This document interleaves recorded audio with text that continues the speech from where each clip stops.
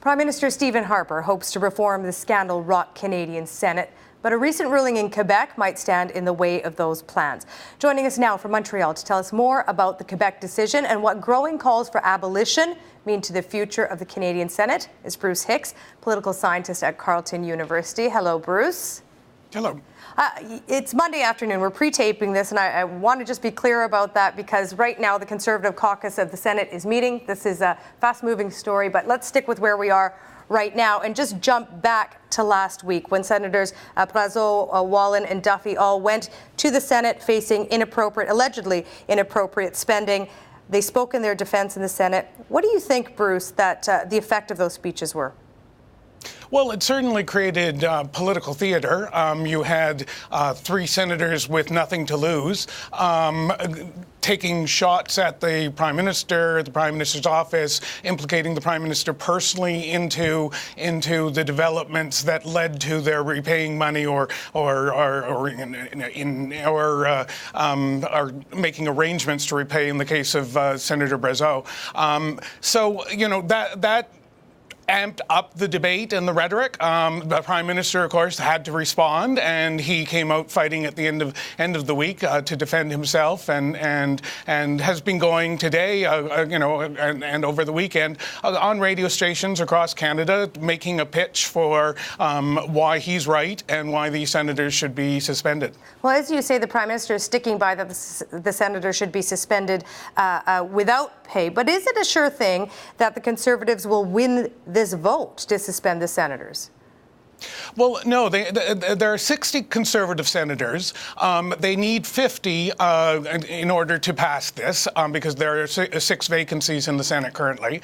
But we know at least 2 senators who are Conservative senators, Hugh Segal being the most famous of them, who have come out against the suspension, that they argue that this is unfair. These people haven't been found guilty of anything or charged with anything, and therefore it lacks due process. And the indications are there are other senators who agree with them. They just haven't been vocal about it. So that was the purpose of the caucus, calling a caucus meeting of the senators today, was to try and hash out behind closed doors what would be acceptable to at least 50 of them. That's the story that's unfolding now as the debate resumes in the Senate. We're now in day 5 of debate. There's talk about bringing in some form of closure or time allocation, so maybe a vote would take place as soon as Wednesday. But whether or not there has been a compromise is what we're waiting to see unfold. And the Conservatives want to put this all behind them before they meet this week on Thursday in Calgary. But Bruce, where are we coming from on this? I mean, is there a precedence in suspending a senator? Well, Andrew Thompson was a senator, a Liberal senator, who had moved to Mexico. He had ill health, and he hadn't shown up or showed up very infrequently. Now, if a senator misses 2 consecutive sessions, they can be removed from the Senate altogether. He had actually shown up for 1 day in each session in order to meet the rules and collect his paycheck. So what the Senate did is it suspended him after they summoned him to appear before the Senate and answer to the charges that he wasn't performing his duties. When he failed to show up, they suspended him. He then turned around and resigned because without the paycheck, I guess he needed money and had ill health, and by resigning, he could collect a pension.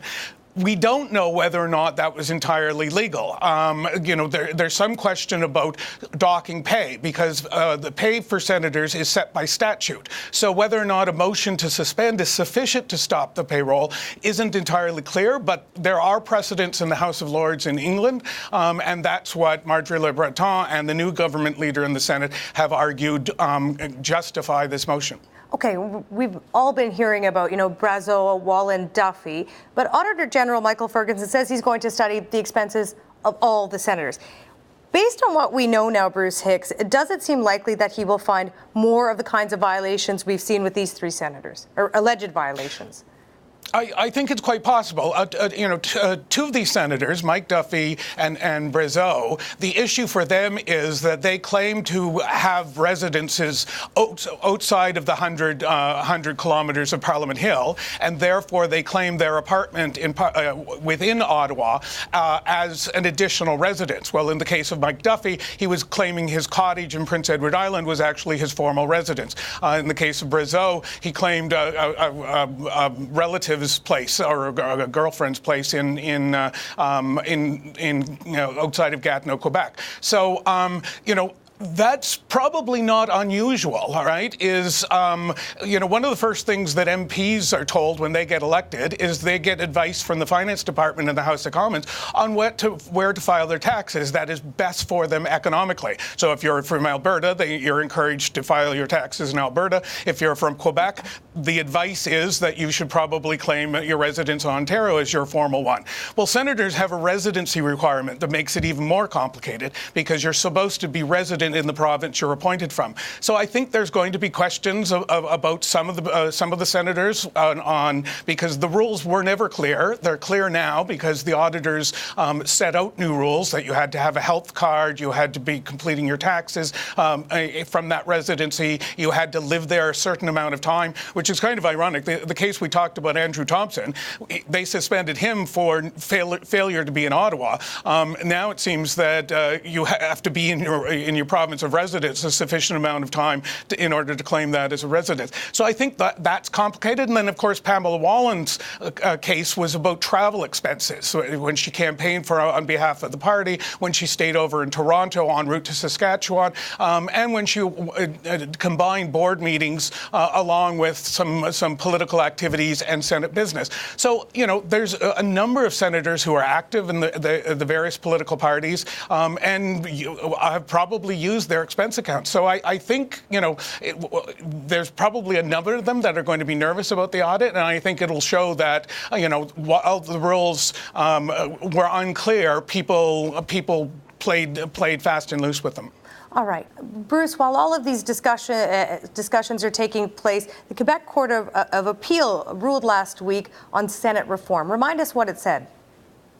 So the Quebec government had, once the Harper government got a majority, the Quebec government became nervous because the Harper government had put before Parliament a number of times a piece of legislation that was designed to authorize provinces to hold consultative elections the way that Alberta holds them, where they elect a batch of senators and then they ask the Prime Minister to appoint the people who won that election. And Stephen Harper has been dutifully doing that, though Jean Chrétien refused to. So the Quebec Court of Appeal challenged that, or the Quebec government challenged that at the Quebec Court of Appeal. And what the appeal court said is that this was unconstitutional, that it amounted to actually turning the Senate into an elected chamber, and that to make a change like that, you need a concurrence of the provinces. You need at least 7 provinces representing 50% of the population.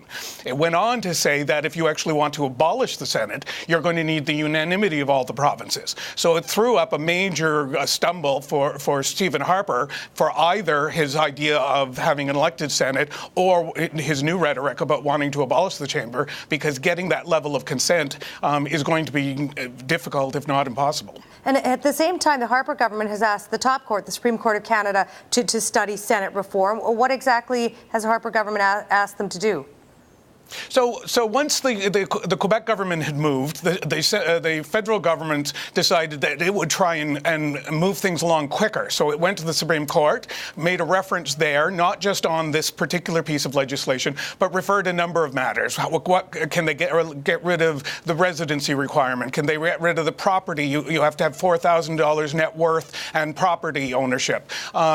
Up to and including, can it abolish the Senate? So it's asked the Supreme Court to draw lines on what it can and cannot do. It then asked, actually, the Supreme Court to expedite the matter and tried to get the Quebec Court of Appeal to drop the issue. Well, Quebec refused. So the Supreme Court is going to make its ruling in the coming year, and it will be informed by the decision. So I would be surprised if it didn't hold the line with the Quebec Court of Appeal, because I believe it's a proper interpretation of the Constitution, though it might allow for the $4,000 property requirement to be eliminated, and possibly it might allow for shorter terms if the federal government can convince the High Court that that doesn't substantively change the character of the Senate. Okay, and as you say, changing the Senate, abolishing any of those things seems off the table within the realm of courts.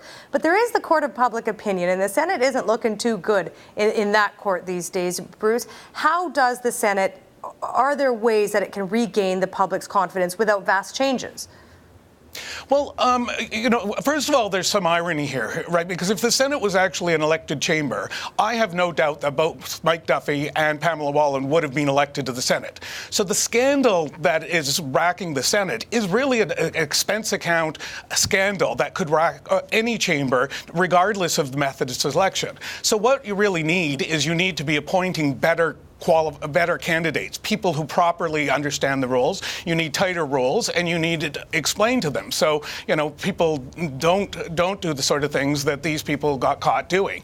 And the only way that that's going to happen is if the Prime Minister himself makes that his priority. Now, the Prime Minister has been has had a get out of jail free card because he believes in Senate reform. So he hasn't been forced to take responsibility for these appointees, even though these are all people that he chose and put in the body. And in the case of Mike Duffy and Pamela Wallin, these are people who use some of their expense monies to campaign on the Conservative Party. So you really need to, start ethics lessons with the candidates you want to appoint, and make sure that you've done your due diligence, that these people are people who are deserving to be in the chamber and who will behave in a proper fashion. Okay, Bruce, but there are those who argue that, the rules are pretty clear. There are others who say they're quite muddied. Senator Wallin suggested it's difficult to distinguish between partisan expenses and parliamentary expenses. Is that fair comment? Well, it is in a way, in that if you're going, if the politician is going into their province and has meetings with constituents, and then also attends a party fundraiser, the question then becomes, well, should they split the bill between the party and the Senate for their travel, because part of the time was done for political events? And this is the gray area that I guess Pamela Wallin's talking about, where she says, look, I go to Saskatchewan, I meet with women's groups, I'm an activist senator, I take my job very seriously, so I meet with constituents, I meet with mayors and so on. But at the same time, en route, she stops off in Toronto for a board meeting. And as she has a condo there, that's, she likes to spend some time there. So this is where the whole mess has come about, is,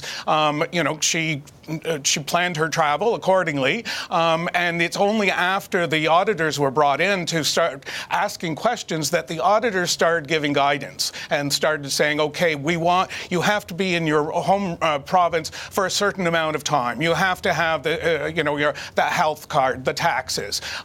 So I think from now going forward, the Senate is going to be a lot better because people now actually have a clear set of rules and definitions, and that had never been there before. Unfortunately, these four have been, with Mac Harb, the Liberal who retired, being the fourth, have been sort of hung out to dry in that they were the focus of the audit, and the rules have changed now. The rules were applied retroactively to them, and I think that's why they're frustrated. But of course, the public just sees a spending scandal, and from the public's perspective, they can relate to this, right? Everybody, not everybody has expense accounts, but a large part of the population has some form of travel they can claim from their employer. So they understand these bills. They understand the idea of booking a flight but stopping off in Toronto, right? These are issues that the voters can relate to, and I think that's why this has had as long legs as it's had.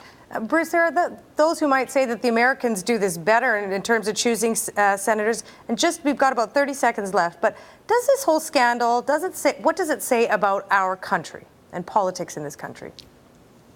Well,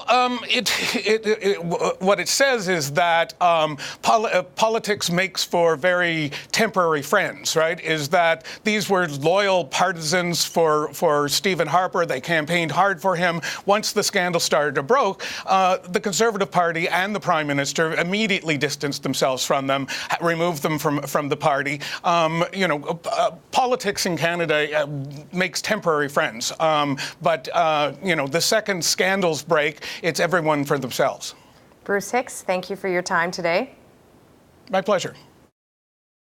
Support Ontario's public television. Donate at tvo.org.